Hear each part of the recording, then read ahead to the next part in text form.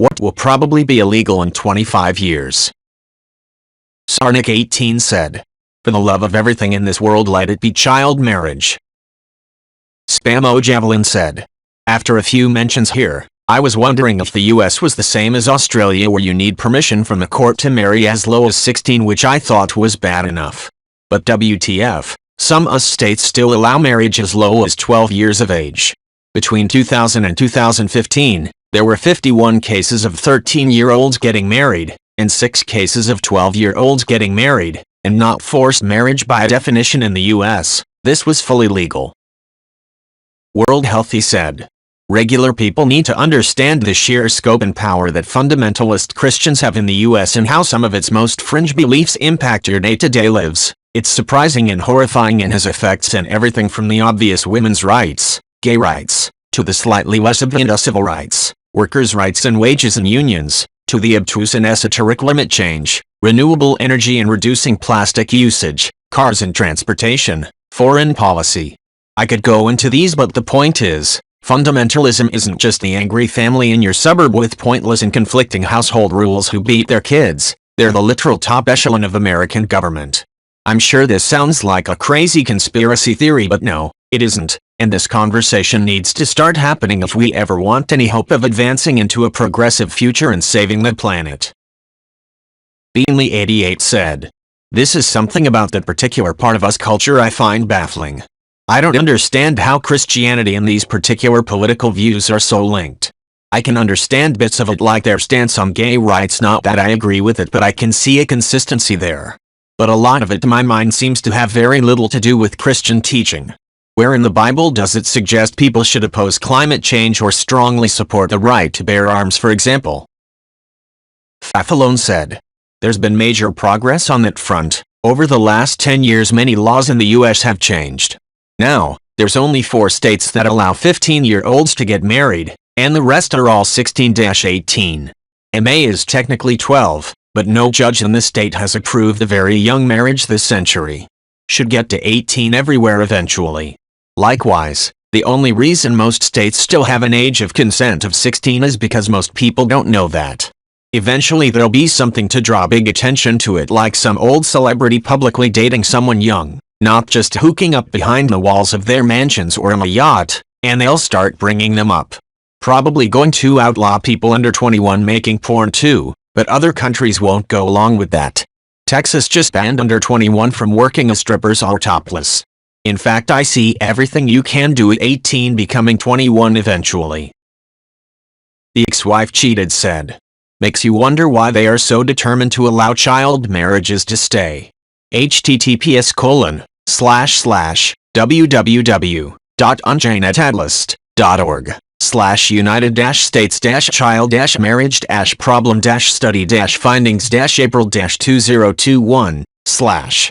This organization found that nearly 10,000 children aged 10-15 were married in the US between 2000 and 2018. Almost 100 of them were 10-13. There's hard data for 232,000 total marriages of children under age 18. Mostly, 86%, they're girls who are married to adult, 18-plus, men. The average age difference was 4 years. Here's a key finding.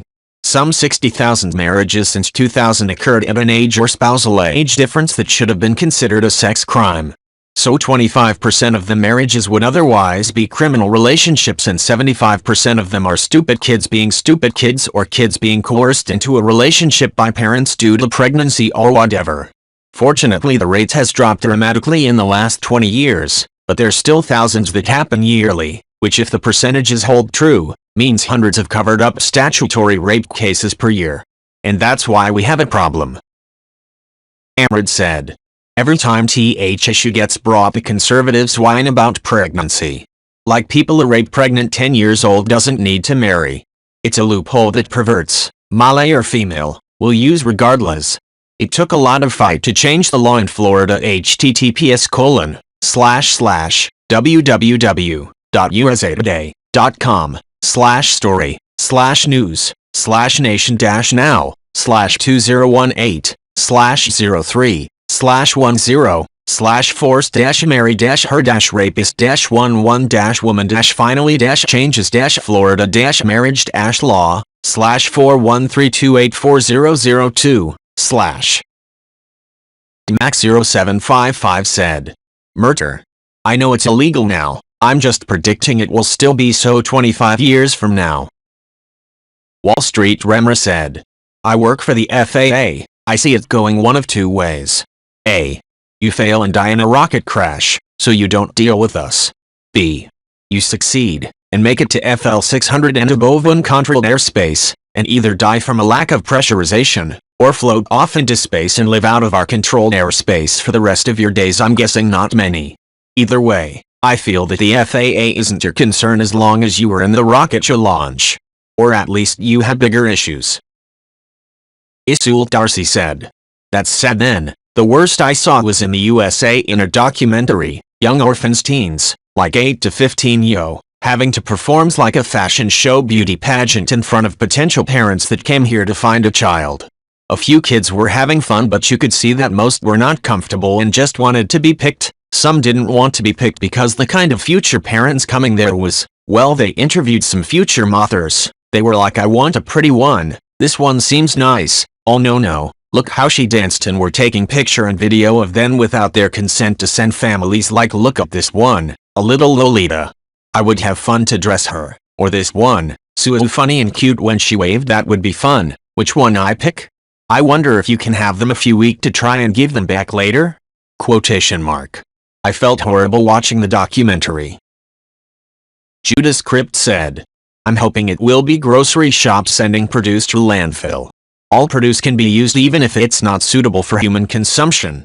Slightly damaged, bruised and out-of-date stock can be sent to charity. Heavily damaged and expiring goods can be fed to livestock. Soiled and well-expired goods can be composted." There are a few countries which have started to put this practice into legislation, and I'm hoping in the next 25 years or so there will be a lot of countries following suit. Cannon said, "This is illegal in quite a few countries already. I live in the Netherlands, and if I call in sick, my boss isn't allowed to ask me what symptoms I have, force me to go see a doctor, or give me any medical advice since he's not a doctor. You could still work, you're not sick enough to stay home, etc. is considered medical advice in these cases. He basically has to accept it. However, he can ask me to call him every 2 days to keep him posted on my expected return. And if I'm still sick a week later, he can ask me if I've seen a doctor, and if I haven't, tell me I should. If I won't see my GP, he can actually force me to see a different doctor. There's businesses out there with doctors who will specialize in monitoring how sick you are and if you're able to work. Businesses for employers to go to when an employee purposely fails to see a doctor. Then there's loads or follow-up rules and laws. It may sound a bit technical at first, but it's done to accommodate both employer and employee. And seeing how you're mandated by law to have health insurance if you live in the Netherlands, seeing the GP when you're ill will generally be free. Sometimes the meds or treatment aren't, but there's a built-in own risk, which is less than €400. Which means, getting the treatment operation you need and you're insured for, can only cost you that amount annually. Every different treatment combined. Healthcare can be rather cheap here, one of the benefits of living in a populated country where every adult has to have health insurance. Carafe said, "Jesus, we get grilled in the UK on what's wrong if we call in sick. It can depend on whom your line manager is and how much of a douche candidate they are, but you still have to state what's wrong with you. As a rule, that information is used to catalog the type of illnesses that might be prevalent in an office space at any time of year, like internal company analytics, but so often it's used as some kind of evidence against you. You've had 8 days off this year, you seem to have a lot of migraines, you always take X day off, we are monitoring your patterns. It can be so detrimental to one's mental health and desire to work for a company." Thegelicate said, "They especially abuse this in the UK if you are on a 3-month probation, which makes it really fucking difficult if you're disabled or chronically ill to actually have any kind of job. I cannot stop flares or pain for even a week, let an entire 3 months, therefore I literally cannot work. I can barely leave my bed some days, still don't get any kind of help. Also, your probation can actually be extended for any reason, and when you're on probation you can be fired for any kind of reason, and in my case when I worked in hospitality, They didn't even have to give me a reason or tell me they had fired me. Literally any slip-up or day off or coming in 2 minutes late all gets put in a file. So if a manager doesn't like you or you're not a cultural fit, which was a very funny way of my manager saying that he didn't like that I was autistic, then they will use that information to fire you. Apparently call centers are very bad for this and only give employees 5 minutes of toilet time every day, and if you go over it then it's put on your file. Remember when you watched The Simpsons and Lisa would be like, oh no, that will go on my permanent record. My life is ruined for any tiny infraction when that doesn't mimic reality at all? Well, apparently it does, because we literally have that here. Any tiny infraction will go on your file, and if you fuck up too many times then it can literally ruin you, because then you've been fired with a bad reference and you literally need a job for you and your children to survive. Pompey Palori said, I'd like to think many of the troubled teen boarding schools will be shut down, or hopefully they would become a lot more regulated. Parents will pay insane amounts of money to send their kids to these schools hoping it will help them, but they often face tons of abuse there. It's not rare to hear stories from survivors, who were literally children when they were sent there, talk about being put in solitary confinement, or being restrained or overmedicated, or hit or yelled at, or any other flavor of abuse. With celebrities like Paris Hilton speaking out about the troubled teen industry and sharing her experiences with being sent to one, hopefully lawmakers will start giving the issue attention.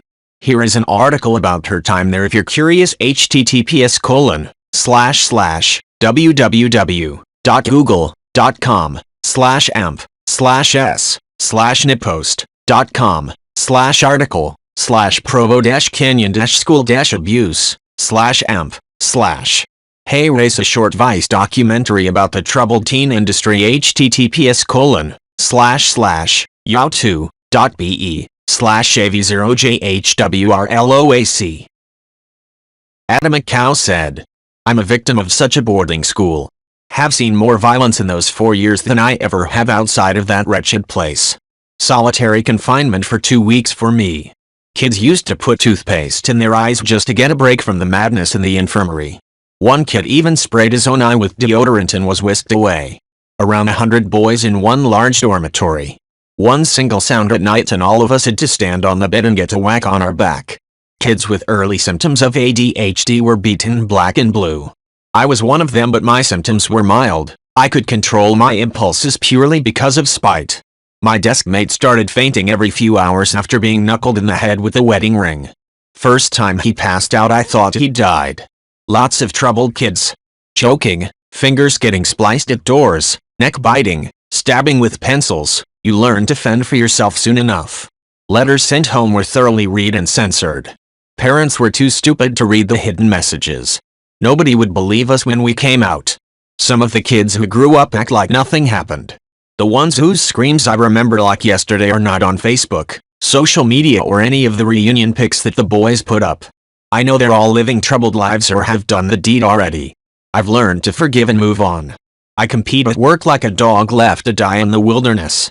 Sure, it makes my parents proud and arms me with an extra set of teeth in this wretched reality which I don't have any illusions about. But I'm one of the ones who managed to hold on to my sanity.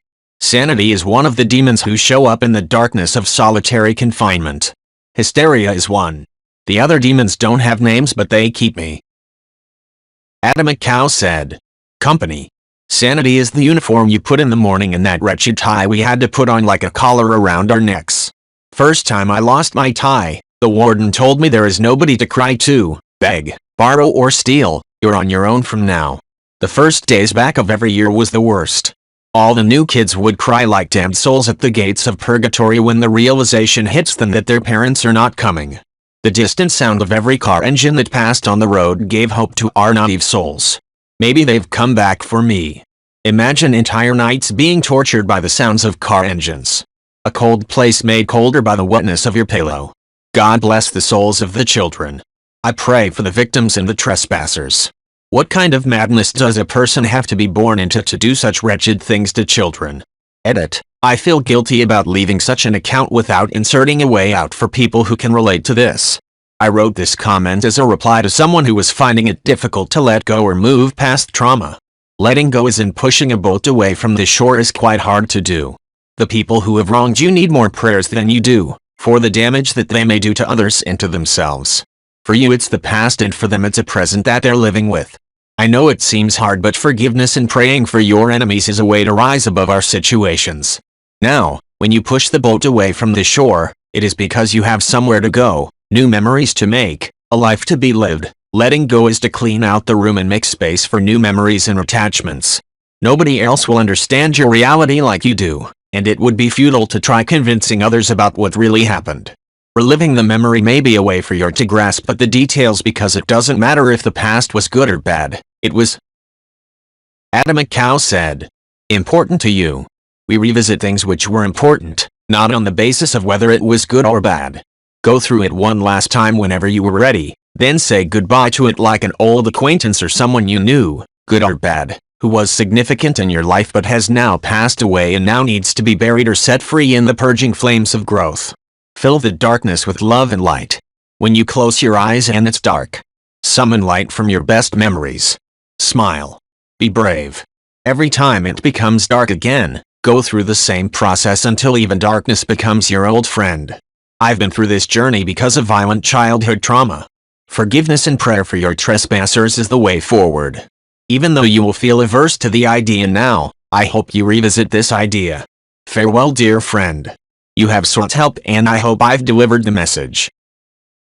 Throwaway 040501 said, it's not really healthy for a currency to be able to lose 30% in a single day. It's even worse if it goes up and down by that much in a single day. That's why government financial institution-backed currency is better. Sellers run the risk of being given 3 crypto coins with a market value of 1K each, then the next day having 3 crypto coins with a value of 25 each. Crypto needs to be financially backed by something to ensure the value, otherwise you're just playing a dangerous game where what you own can collapse with zero security. The 86 God King said, unlikely. The only reason I say so is because of how many cars from the 50s, 60s and 70s are still on the road with tons of life left. I don't disagree that fossil fuel is harmful, but there's also not really a decent plan to retire all of these cars. And with how many issues in the world that need answers a lot sooner than the fossil fuel cars, it's unlikely that there will be in the next 20 years. Outlawing fossil fuel vehicles faces a lot more problems than people seem to understand. Especially from an economic standpoint, so many people will be out of work and struggling as if that's not already a problem. But who can say what the world will be like in 25 years? No one can for sure.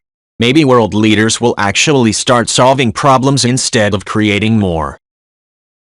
Mahade said, 1912 actually, we got pulled out of the first iteration when Einstein observed us altering the velocity of atoms.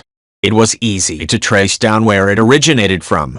We jumped to 1986 to continue preparations with more advanced tech, and one of us was a fan of Freddie Mercury and I was a fan of Kurt Cobain. We wanted to see them before they died. We did manage to rebase 4 of the 6 timelines back into one, but we have 2 diverging timelines that are impossible to combine unless we go back to 1912 and prevent the Woodrow incident. Wilson, the US president. There are 2 reasons we don't do that. Our simulation still has the lowest amount of branched timelines, so there is no real need to make it happen. If we do merge the 2 timelines, there is a small chance that a long list of catastrophic events will bleed into your, our, timeline, among which, Nazis inventing nuclear power at the same time as the USA does, World War IV being won by the Aztecs, don't ask, and last but not least, more time travel nonsense taking place and thus creating more branched off time zones. When we get to the point where time travel becomes public knowledge, we'll make sure it becomes illegal right away. We've made sure that time travel can no longer be done physically, but in 32 years people will be able to stream any universal pod from any time in the past to any screen.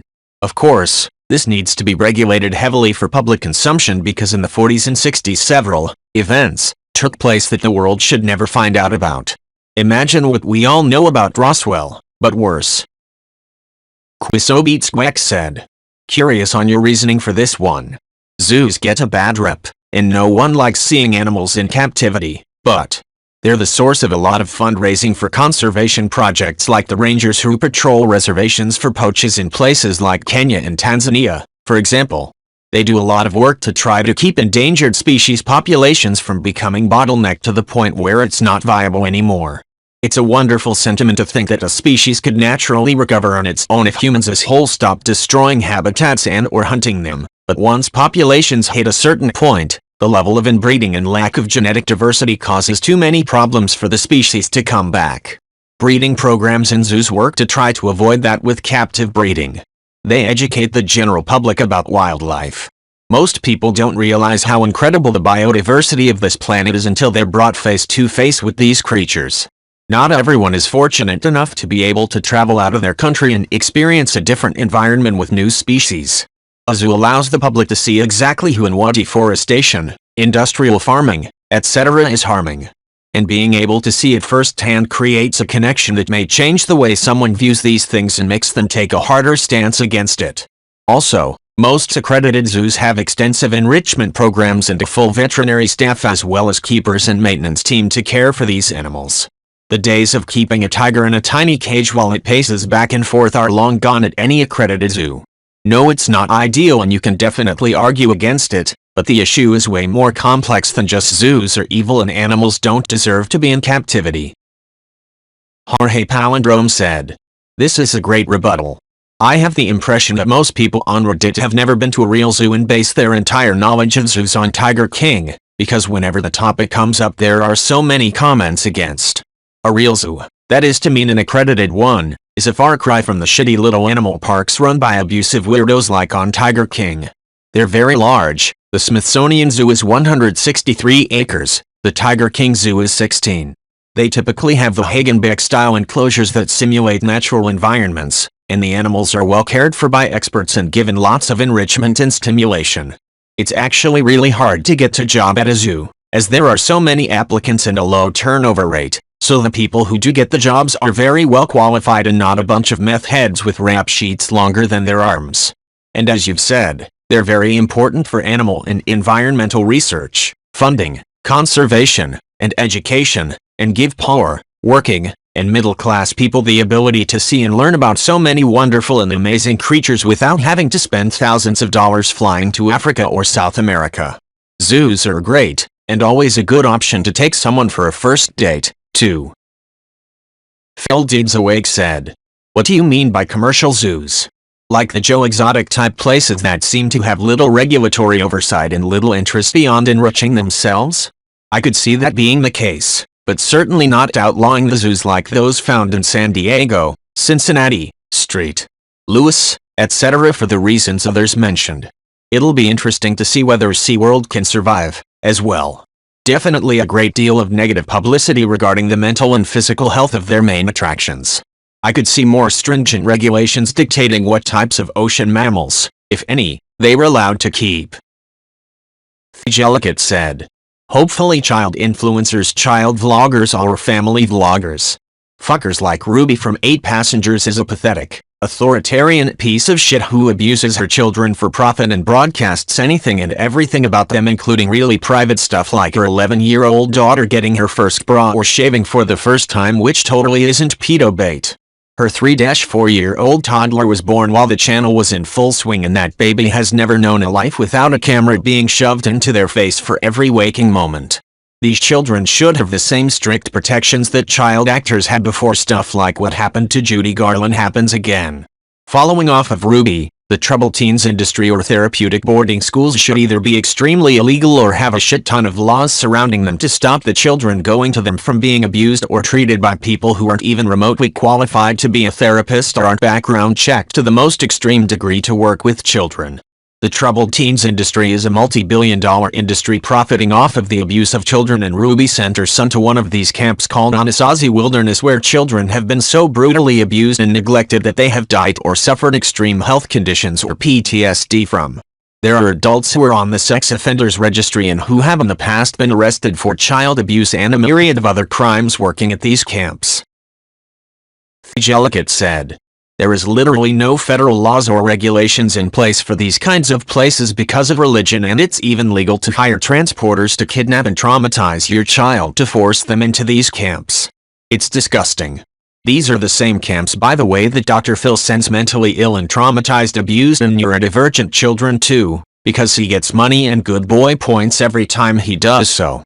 There was even a video by someone who went to one of these camps and later when she got out worked in a federal prison and realized how much her human rights have been violated because even prisoners got toilet paper, bathroom breaks, a bed, clean clothes and a proper, regulated diet.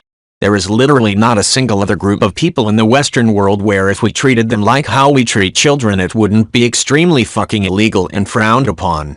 Really think about that for a second.